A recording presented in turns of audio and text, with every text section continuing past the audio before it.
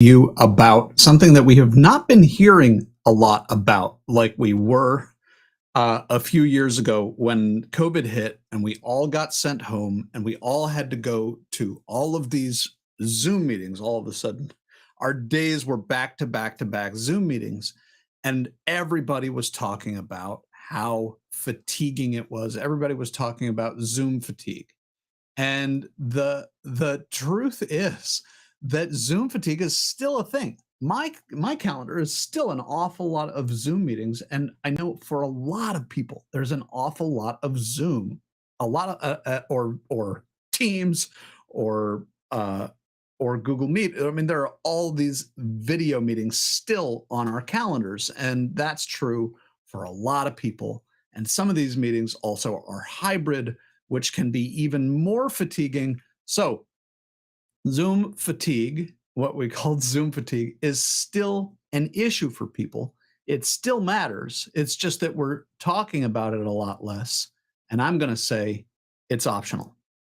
I'm Aaron Schmuckler, CEO, co founder, and company culture engineer at the YesWorks, where we are working with business leaders and their teams to help create the kind of cultures where people and profits both thrive. And today, I want to talk about 3 ways that you can give up Zoom fatigue, have all of the convenience, have all of the potential productivity that Zoom and other video conferencing platforms offer, and have none of the fatigue. Now, the bad news is there's only so much that you can do to eliminate fatigue for yourself. You're going to need to count on other people to do certain things.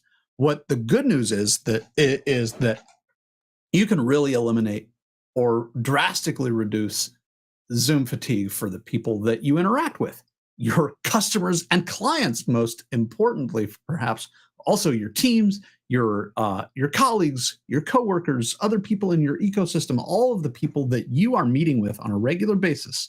You can help drastically reduce the amount of fatigue that they get from meeting with you over Zoom or other video conferencing platforms. So feel free to jump in the chat and send me questions if you got them. There are 3 main points that I want to cover today, starting with the idea that visuals really matter. How you look, how you come across on Zoom is not only important in the typical, strictly aesthetic ways, it also is important to how you are received and the amount of fatigue that other people get from having video conferencing meetings with you. So let's start with framing and composition. Now, one of the things that you can do to help reduce Zoom fatigue for other people is to make sure that your head, your face, occupies a significant amount of the screen. If I am way back here and my head occupies only this tiny little bit of real estate on the screen, then it is going to be more fatiguing for you to have a meeting with me because you can't see the expressions on my face. And here is one of, or you can't see them as easily. Here, let me get right back up in your face so that I don't fatigue you with this video. One of the causes of Zoom fatigue, in my experience, is that we're working hard to interpret people's facial expressions when we can't see their facial expressions very well. So the better people can see and read your facial expressions, the less fatiguing your conversations with them are going to be. So that's the framing. Make sure that your head is occupying a significant amount of the screen, which doesn't necessarily mean that you want to be all face all the time, right? A little bit of torso is good, but occupy a significant amount of the frame with your face.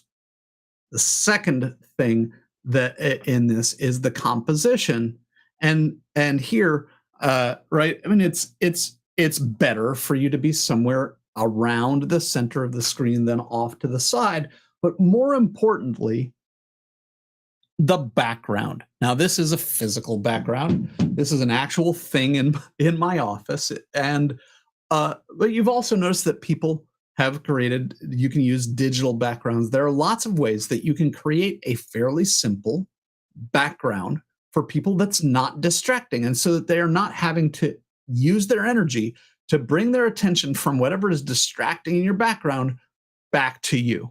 And some of the digital backgrounds that people use have movement in them, and I would recommend against movement. So a simplified background, whether physical or digital, it doesn't have to be as simple as this. A few books or bookshelf is not a big deal. It's something that's not too busy.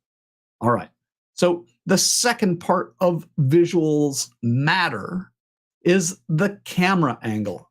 If I am looking up at the camera, then that is going to create fatigue for people because it feels a little bit strange. They're kind of trying to, in their minds, navigate what is the nature of our relationship, and this happens unconsciously, right? That they may feel as if they are looking down at you, and having to navigate the status that confers subconsciously, and kind of trying to write the what feels incongruous in their own minds. And so similarly, looking down at the camera is also not great. You want to have your camera as close as possible to being at eye level for you.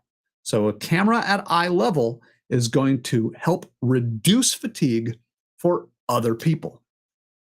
Last part, and this is perhaps the most important part of number one, that visuals matter, is lighting. Now you will see my face is fairly evenly lit. There are no harsh shadows. I can turn off one of the lights in my office, and now there's a little bit more light here compared to over here. There's a little bit more shadow. This is still pretty darn good because you, once again, can see and interpret my facial expressions very easily. You can see my eyebrows. You can see my eyes. You can see the lines in my face. And having that kind of ready to see, easily seen facial expressions is going to reduce people's Zoom fatigue. Now, just before getting on for this live stream, I was in a meeting with a guy who was significantly backlit.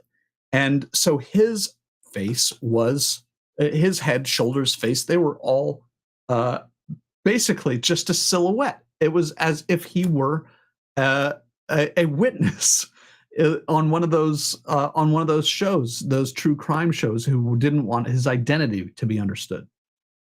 Now, I used to be a theater director and a film director, and what I know is that I manipulate, as a director, I manipulate your experience of the characters on screen using lights. And so when we hide somebody's face using lighting, we indicate, as directors in storytelling, we indicate that this person is perhaps not to be trusted. And so it's fatiguing to talk with somebody that you don't trust, and it's fatiguing to be working hard to try to interpret somebody's facial expressions when you can't really see them. And when we're on the phone, we don't experience that kind of fatigue because we're not seeing their face at all. And so our brains are not unconsciously working to interpret those signals. So make sure that your face is nicely lit. Now, I know I'm not getting into how to accomplish this. So I will refer you to some of the best videos on YouTube that I've seen come from somebody named Gia Goodrich. And Gia is spelled G-I-A. Goodrich is spelled exactly as it sounds, Gia Goodrich. And so if your face is easy to see, your facial expressions easy to understand, if you look nice and bright and evenly lit, then you will reduce Zoom fatigue for other people. Incredibly valuable, especially if you're trying to influence other people and have them enjoy their interactions with you. If you're in sales, if you are leading a team, heck, all of us could do better in our careers and better in our work if people find working with us to be easy and effortless. And so reducing people's Zoom fatigue is good for everybody. All right, we're on to number two. Number two is the idea that audio also matters. Having a quiet environment, as much as possible, having a quiet environment free from fan noise, or at least as free from things like that as possible. Now, more importantly, is really when it gets to audio, the most important thing is how your voice is picked up and conveyed. Now, I just had, as I mentioned, I just got off of a Zoom call where one of the people on that call was well lit. It was incredibly difficult to be in the meeting with him because he sounded as if he were in a giant chamber and on the other side of that giant chamber. His audio was not good because he did not have a good microphone, an external microphone. He was using the microphone that is attached to his laptop. And so all of the reverberation from the room that he was in was just coming through as his voice was. I had to lean in and really work hard to listen when he was talking. So get an external microphone. It doesn't have to be a really high quality external microphone like this one or on a stand that's adjustable like this one. Although that is great, it's not necessary in order to accomplish the kind of just fatigue lowering quality that I'm talking about. But it is important that it be external. Another way to get an external microphone is to have something like this. These headphones come with a little boom mic. And the quality of this boom mic is almost as good as the quality of my expensive microphone that I just waved in your face a few moments ago. So having an external microphone is important, and also microphone placement matters. So you've noticed probably a couple of times I've backed away from or gotten really up close to the microphone just as I was demonstrating some of the visual things in this video. So if I place this microphone kind of perfectly for recording sound, you'll probably notice a difference in the quality. What you're hearing right now is probably pretty close to radio quality audio. And so having the microphone placed well, you'll notice I've got a pop screen here in front of my microphone so that the P's, the plosives in what I'm saying don't pop in the microphone. So having a pop screen is great, but it's not necessary. Also, just as good, and if not even more effective than a pop screen, is just bringing the microphone a little bit to the side or a little bit below where your breath is going to be directed when you do those plosives. You'll notice that even though the microphone is now down below my mouth, that the quality of sound is probably still pretty darn good. And one of the important things about microphone placement for a boom mic like this on these headphones is that this microphone is not directly in the way of my breath. So this same call that I was on just before this had somebody whose microphone was right in front of their face, and we could hear his breath as much, if not more, than the things he was saying. He sounded an awful lot like an airplane pilot. And so the placing the microphone just a little bit above where your breath is going to go is incredibly valuable for decreasing the amount of Zoom fatigue that other people are going to experience when they're in a call with you. Now, the third thing that I have to share with you, the third area of improvement for your Zoom and other video calls is going to be probably kind of surprising, because there are some best practices, and I put that in quotes, best practices out there for these video calls that actually contribute to Zoom fatigue. One of those fatiguing areas of best practice is this idea that we've been told that you've got to look directly into the camera and keep eye contact with the people that you're talking with. Now, this is incredibly weird and difficult, and it both weird and difficult create fatigue for people. It is important when we're in in-person meetings, we don't stare the other person in the eye 100% of the time that we're talking with them. While we're listening, we may look off to the side to contemplate what they're saying while we nod.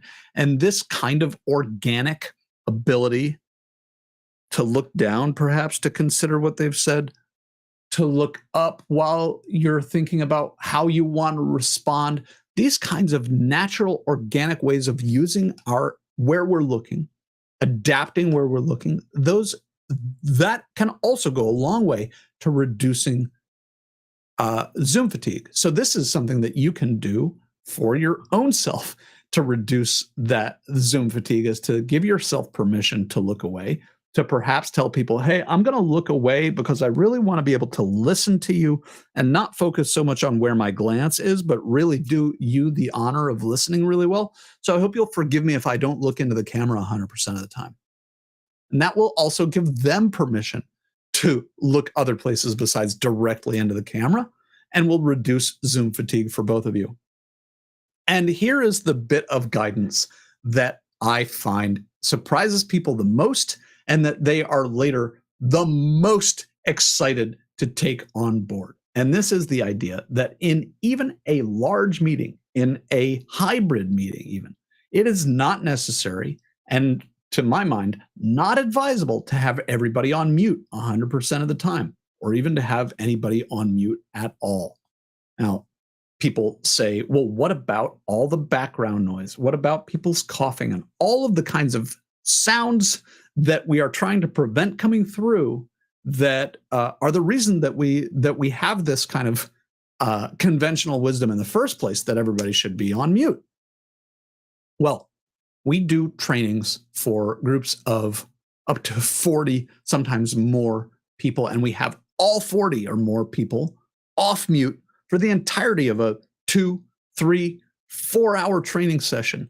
And I got to tell you, it's great every time. And for so many reasons. One is that it allows for the tiny micro responses like, and yeah, and I think so too, right? The kinds of things that are too short for people to feel like it makes sense for them to go and unmute themselves. Those tiny little micro responses come through. They create for a richer engagement, a richer interaction. And so does the ability to hear people laugh. So does the ability to hear somebody take in a breath as if they're going to talk. And then you can say, hey, Barbara, I think I noticed you taking an intake of breath as if you were going to talk, and you get to volunteer to kind of encourage Barbara to share whatever it was that she had been considering sharing. And that lowers Zoom fatigue as well. So also the infamous, we've all become fatigued of simply saying or hearing, Jerry, you're on mute. You're on mute, Jerry. Jerry, take yourself off mute so we can hear you. When nobody is on mute for the entirety of the meeting, that very fatiguing problem goes away completely. All right. Those are the things that I wanted to share with you today about how you can significantly diminish the experience of fatigue for other people on Zoom calls with you. Got into a little bit of what you can do unilaterally to decrease the fatigue that you experience. And of course, if you encourage the people on your team to do the things that we've been talking about today, then all of you can benefit from the Zoom fatigue diminishing practices that we've talked about. Why is a company culture engineer talking to you about Zoom fatigue? Well, culture is the things that we do together in our companies, the behaviors that we exhibit in our companies, that others exhibit in our companies. All of that is culture. And the experience that we have, whether we love to be in meetings or find them exhausting, that is also a part of culture. And so I hope that this has been a useful contribution to your company culture engineering efforts. I'm Aaron Schmuckler, once again with the YesWorks. It's a real honor to have had your time and attention. Feel free to reach out if there's any way that we can help, or if I can answer any questions about what I've gone over with you today. Thanks so much,